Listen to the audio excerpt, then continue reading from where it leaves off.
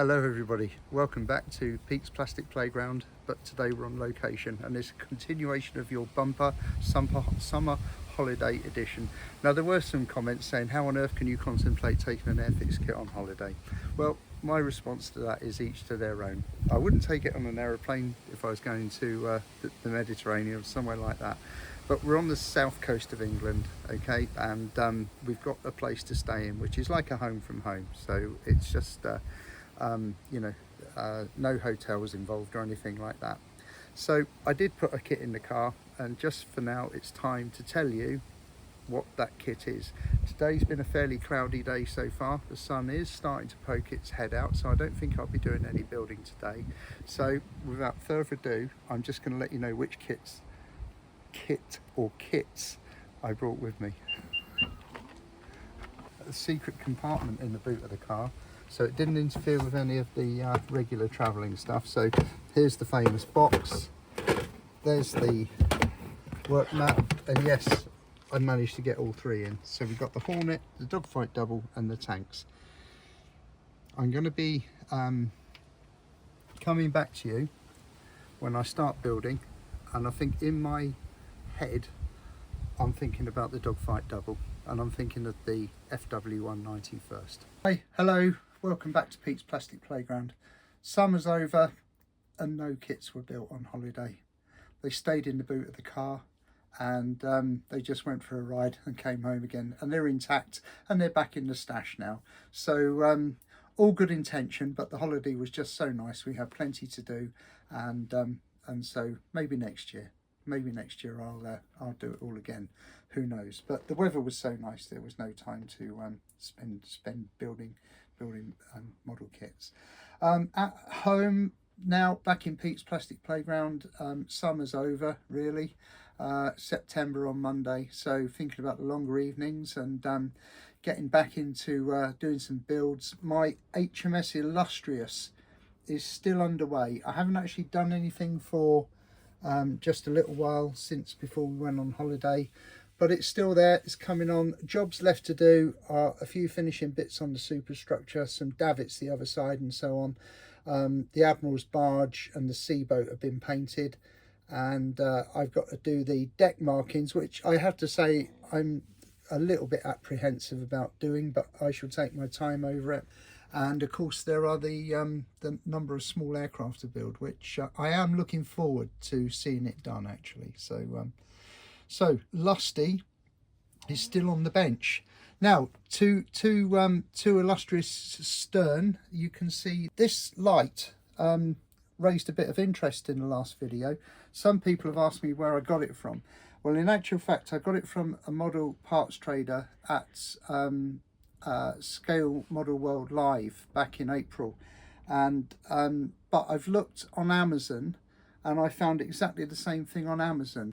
So we'll put the link for one of these lights. They're $10.99 on Amazon, which is less than I paid, but it's good. It's got 3 different settings, and it's got a little USB port so it can be charged up or it can be left plugged in and left working constantly. But it's nice to have a bit of direct light on the subject when you need it. So that's that. Moving on to the exciting bit today. We've got a new kit arrived today. There's been a delivery. DPD have been. I've ordered a kit directly from Airfix. And if I just put Lusty's box out the way, here's today's delivery. I've got the brand new 172 scale Westland Wessex HC.2. So I've been looking forward to this one, and here it is today. I only actually placed the order on Wednesday evening, so hats off to Airfix actually. Well done, quick dispatch and good packaging, and the kit's in good shape. So I'm going to open it up so we can have a little look inside. So I don't know how many have got this, but I guess there may be some who might like a little gander in the inside the box. So I'll open up now. Try not to cut my fingers in the process. Who's ready for the smell? That unique smell of a brand new Airfix kit. Oh, that's nice. Cardboard and plastic. So I'll put the box art there. That's a really nice picture actually. Flying over misty countryside. That's nice. I really like that. And I think this is the version, 3 versions. Yes, I'm right. It's the top one. Number 2, Flying Training School, Royal Air Force, Showbury, England, 1995. I think this will be the one that I do. The other 2 options are Armada Nacional de Uruguay, Base Aeronaval, number 2, Uruguay, in the year 2000. And then number 20 Squadron, Royal Air Force, does that say SEC? Hong Kong, 1978. So one from the Far East there, that another option. So 3 options on this one. 2 flying hours for this kit. I must cut a few more off actually, because I'm getting low. So that's that. Right, inside the box. This reminds me actually of the 1/72 scale Lightning when it came out. It's an absolute rammed, packed box, because it's not a huge box, but they managed to really make it feel like an awful lot inside there. So the instructions, and oh, a nice compact set of decals. So let's have a look at the decals first. There we are. So the middle section is the one that I'll be using, the common section there, with some nicely set out control panel decals. That looks good. That does look good. Lots and lots of markings for the blades, and danger flashes for to go near the tail rotor and so on. Lots and lots of stencils on there, so that's nice. My version, with the serial WA, family initials in there, serial number X-Ray Romeo 505, and those red and white flashes go on the sort of chin of the aircraft in front of the air inlet fan, I suppose, air inlet duct for the engine, perhaps, I don't know. Yeah, very nicely set out indeed. There's quite just a few there for the Uruguayan version. That'd be quite nice to have the national flag on there, and their navy emblem there with the anchor on it. And here's the set for the Hong Kong version. So yeah, all in all, pretty good. Happy with those decals. Then to look over at the instructions, if I can ever open the page. So fairly reminiscent of the Sea King inside actually, with the seating inside the passenger cabin there. A couple of bulkheads, some holes to drill out, and the option to have the tail section hinged in for when it's aboard a ship or in storage generally. Some nice internal detail there. There's the passenger cabin there with a row of seats, so that you can go to town with some internal detail. Turning the page, there we are. So bulkhead there, and the cockpit assembly there going together nicely. Nice lot of detail on the seats. Textured bulkhead there. All looks really nice, well up to Airfix modern standards these days by the look of things. I'm sure, I mean, the thing is these days when you take on a kit from Airfix, you know it's going to go together pretty well actually, and I'm sure this will be no exception. So over on this side there's the engine housing going on, and the exhausts and so on. I always thought that was quite an incredible design actually, the way the crew sat above the engine like that, as usually with helicopters they're sort of behind it, aren't they? But or the engine is behind the crew, I should say. So loads and loads of detail on here. I think the winch is an option depending on which variant you do. Different variants for the tail section. Landing gear legs there going together, and nice big transparent part there actually for the for the cockpit, which seems you'll be able to mask that off and paint it accordingly. Options for varying fins, and an option to have the door open or closed on the cockpit, which is nice. There's no crew with this, but if you are going to include crew in your model, that'll look quite nice if you've got the crew in the cockpit and the door open. Options for the tail rotor. I'll just let you have a good old look at this. I think I'll build mine with the rotors unfolded. I think that looks a little bit better. I know lots of people like to do the rotors folded, but I like to see it ready for action. That's just me, each to their own. Good to have the choice. And here we go on the colour schemes. Look at that, lovely rich textures.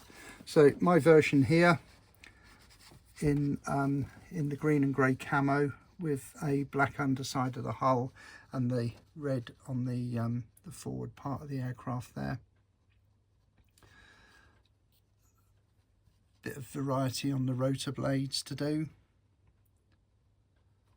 So very nice indeed. And then there's the Hong Kong version on the back page, which doesn't have the red on the front of the aircraft there. So there we are. There's the destructions and the stencils, the transfers. Show me the plastic, show me the styrene. Where's that sharp knife? Oh no, what have I done? I've broken my thumb. Only joking. I'm going to leave the clear parts in the bag so that they don't get scratched or anything while I'm doing the build. But as you can see, the cockpit section of glazing is generally unpainted, so there's a fair bit of masking off to do and infill painting. There are the cockpit doors, I guess, and windows there down the fuselage and a couple of lights, so on. So there are the clear parts there, so I'll put them on there. Now here we go to the juicy stuff. Look at this lovely deep grey plastic, which is a sort of default now from Airfix. And what I will say on first impression is refreshingly subtle panel lines. And at that, I hope you can see that under the light, that is all dead proportional to me. That looks really, really nicely set out on that fuselage section there. There's a couple of bulkhead sections in there. Some nice surface detail on the inside of the aircraft as well, because with a door open you'll be able to see in there. So that's all really nice. So this is frame A. Okay, so that's frame A of the Westland Wessex. Next one out the bag randomly is frame E, which has just got all those fiddly little bits that are going to break, so we'll get rid of that quickly. Frame C, wheels, landing gear, all sort of like set nicely so that you can't put them the wrong way up.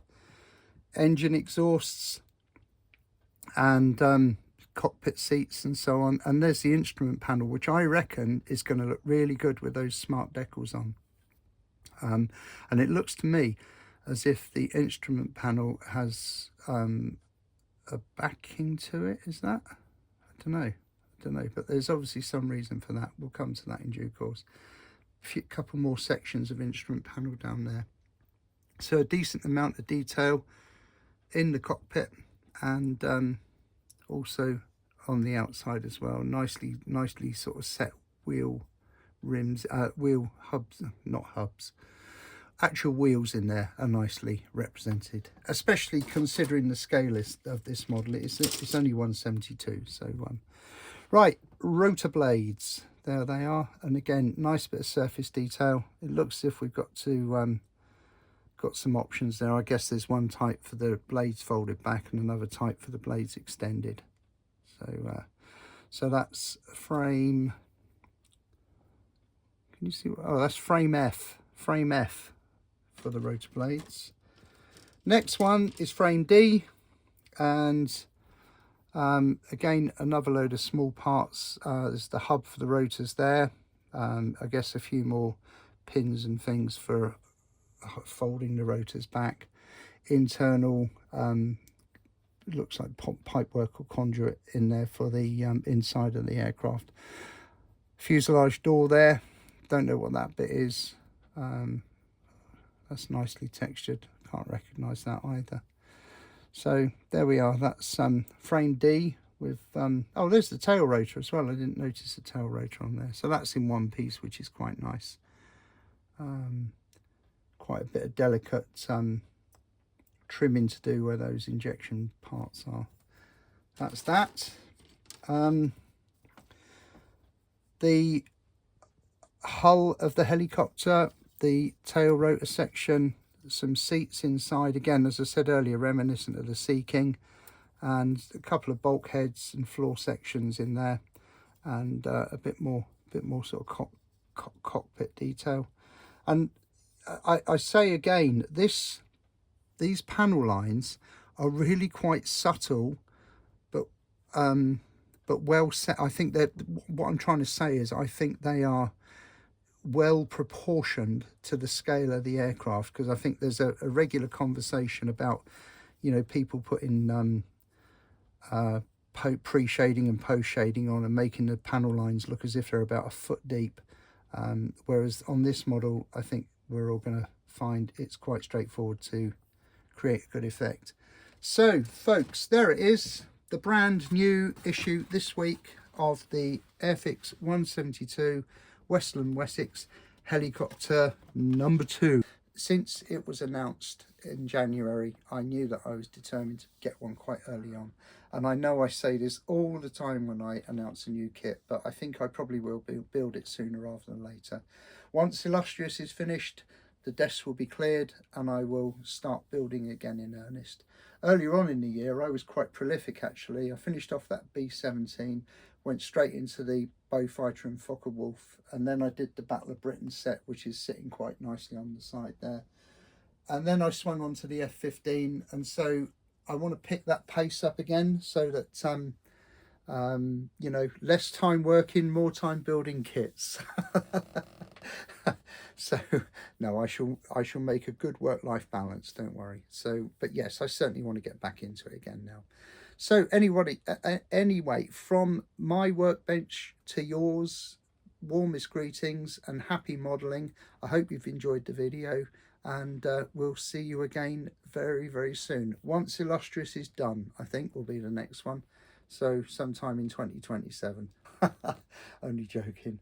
Anyway, happy modelling everybody. Take care and bye for now.